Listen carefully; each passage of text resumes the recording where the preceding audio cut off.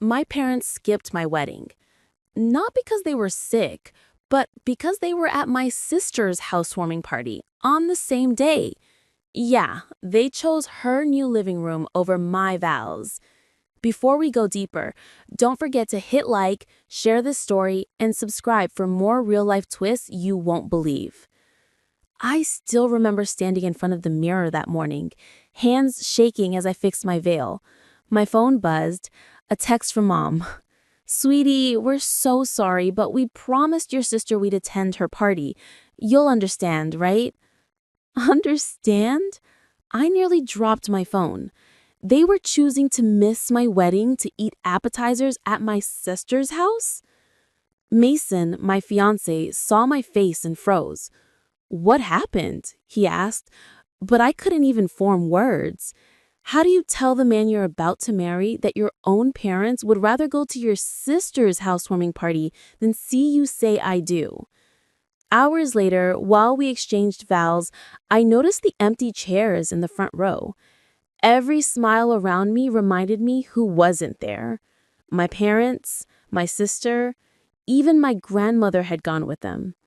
My voice cracked halfway through the vows, but I forced a smile because I'd decided something. I wouldn't let their absence ruin my day. But the real twist? The very next morning, Mom posted photos online, smiling with my sister under a "Welcome Home" banner. The caption read, "So proud of our successful daughter, finally owning her dream home." Successful daughter. That stung, because what they didn't know was that I had paid for that very house. Every brick, every wall, every light bulb, all bought with the money from my silent startup. The one they laughed at years ago, calling it a silly online thing. And now they were bragging about her success, built on my money. I took a deep breath, scrolled through the comments, all praising my sister, and I smiled. They had no idea what was coming next, because I was done being silent. And at the next family dinner, I planned to make them choke on their own lies. I didn't sleep that night. While everyone celebrated under fairy lights, I sat at my kitchen table with a single lamp on and a stack of papers spread out like a plan. For years, I'd been the joke. Mila's little website, she's always on that app idea, they used to say. They thought it was a hobby. They had no clue it turned into the thing that paid my bills, my condo, and yes, their precious, successful daughter's new house. I think back to the nights I coded until dawn, the clients I landed at coffee shops, the contracts I kept hidden in the folder named receipts. I never posted about it. No flashy cars, no show-off posts. I watched my bank grow quietly while they stayed loud. That silence was my weapon. I learned to be patient, let them clap for my sister, while I built the stage they'd have to stand on. 2 days after the wedding, I texted my sister, "Dinner at Mom and Dad's Sunday. Where whatever." Her reply was full of heart emojis and bragging about the new couch. I smiled and booked a table. The plan had to be small, public enough to sting, controlled enough to keep me calm. I wanted them to feel the full weight of what they'd done without me losing myself in anger. Revenge, I decided, had to be precise. That Sunday, the house was packed. My parents were nervous, a new kind of quiet. My sister hugged me like nothing had happened. "You looked beautiful at the wedding," she whispered, and I kept my face neutral. People laughed, ate, and played the same old family games. I let them. I wanted them certain I had nothing. I let them enjoy the illusion. Then, between dessert and the stale jokes, I stood. The room tilted for a second. All eyes flicked to me. I told them I had something important to say. Nothing big, I pretended. I walked to the mantel and pulled out an envelope. It was plain, white, the kind you get from a lawyer. My hands didn't shake. I said, calmly, "Remember how proud Mom was of Emily's new house?" A few people smiled. "She's been posting about how our daughter did it herself. I let that land. Then I slid the envelope across the table. "This has the deed," I said, "to the house she's been showing off." There was a small gasp. Mom's hand flew to her mouth. My sister's smile froze. I opened the envelope slowly, the paper folded out like a truth waiting to be read, and everyone leaned in. The name on the deed was not Emily's. It was mine. Silence swallowed the room. You could hear the clock ticking behind me. My sister blinked like she'd just seen a ghost. Mom's eyes darted from me to the paper, trying to make sense of what she was seeing. This has to be a mistake," Dad muttered, his voice cracking. "No mistake," I said quietly. "I bought that house. Every cent came from the business you all laughed at, the same one you said would never make it." Emily's face turned pale. "You're lying. You can't just—" "Check the signature, the realtor, the transfer papers, the bank records. It's all there." The table erupted. My aunt whispered something about betrayal. Mom started pacing.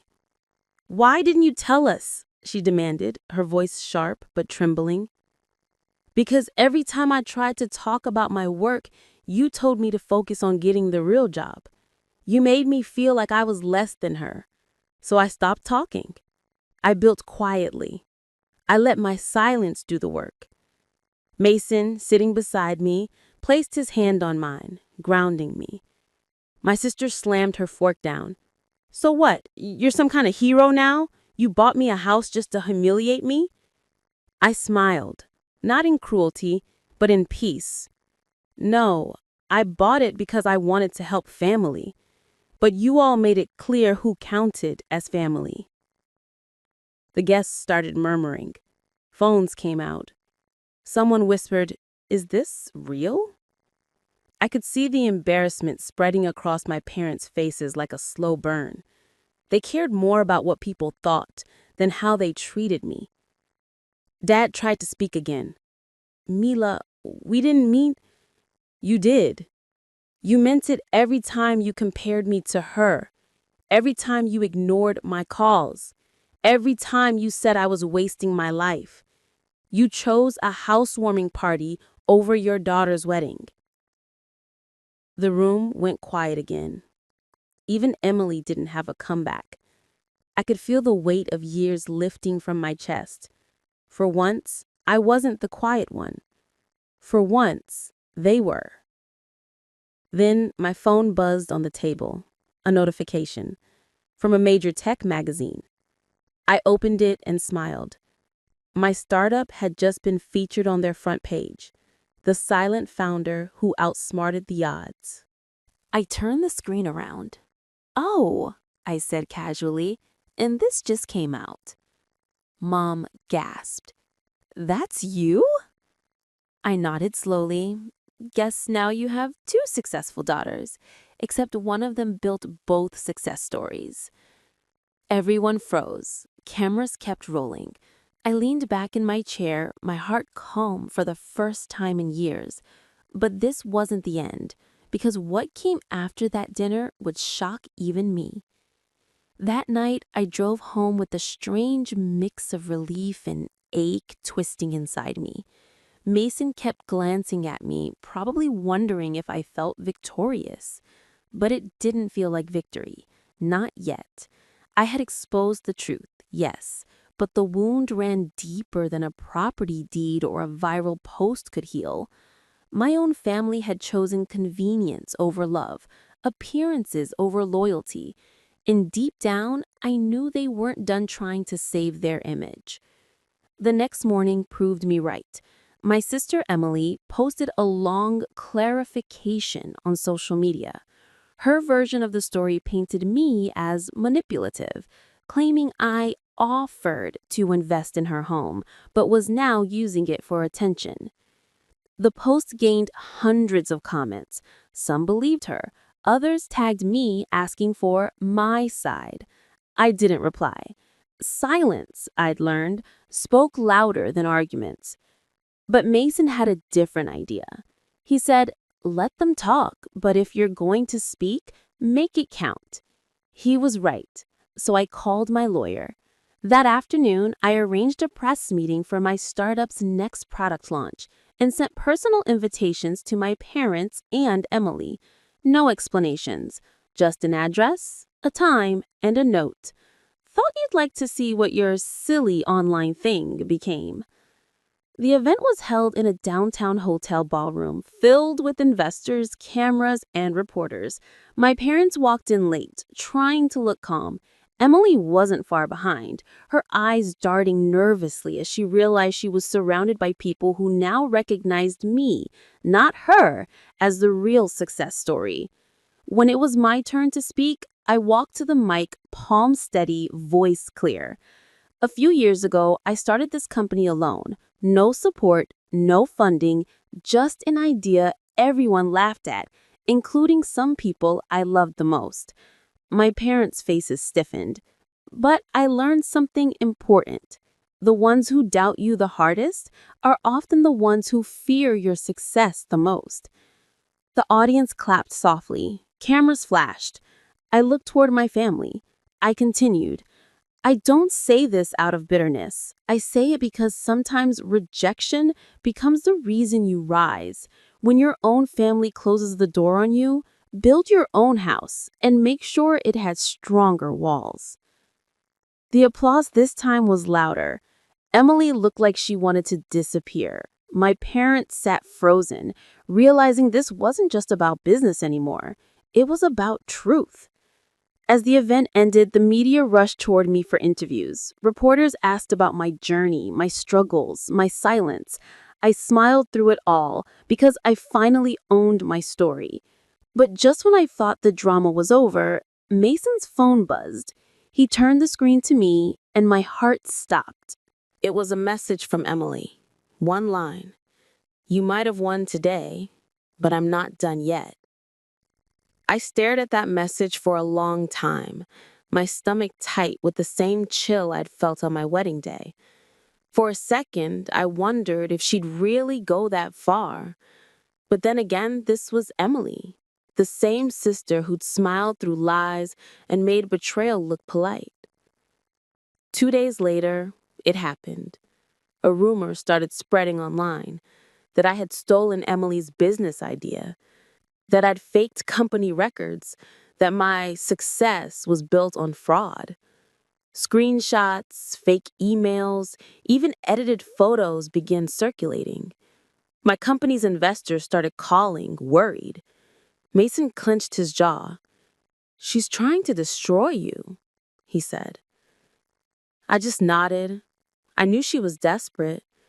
Her image had cracked in front of everyone, and now she wanted mine shattered too. But what Emily didn't know was that I had been one step ahead. Always. Months before, I'd protected every asset under legal verification, every contract timestamped, every transfer documented. So when I called for an official press conference, not to defend myself, but to present proof, she didn't see it coming. The room was packed. Cameras rolling, journalists whispering. I walked up to the stage, calm and collected. There's been talk, I said. So let's talk facts. I displayed verified contracts, emails, and government seals on the screen behind me, every piece of evidence proving my ownership, my originality, my success. Then I played a voice note. Emily's voice, admitting she just wanted to see Mila fall a little. The audience gasped. My parents, sitting in the front row, turned pale. By the end of the presentation, the crowd was silent. Then erupted into applause. The truth was undeniable. Emily's lies collapsed under their own weight. Reporters swarmed her as she tried to slip out. My mom stood up, tears in her eyes, and walked toward me. Mila, we failed you. I looked at her, not with anger, but with the kind of peace I'd never felt before. You didn't fail me, I said softly. You just taught me how strong I could be without you. Outside the venue, the evening air felt different, lighter.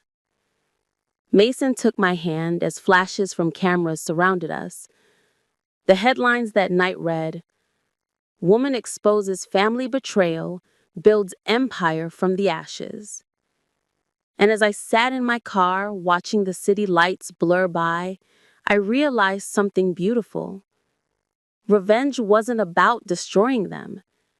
It was about becoming untouchable.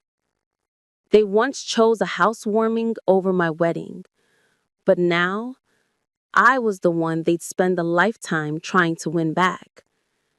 And this time, I wouldn't even open the door.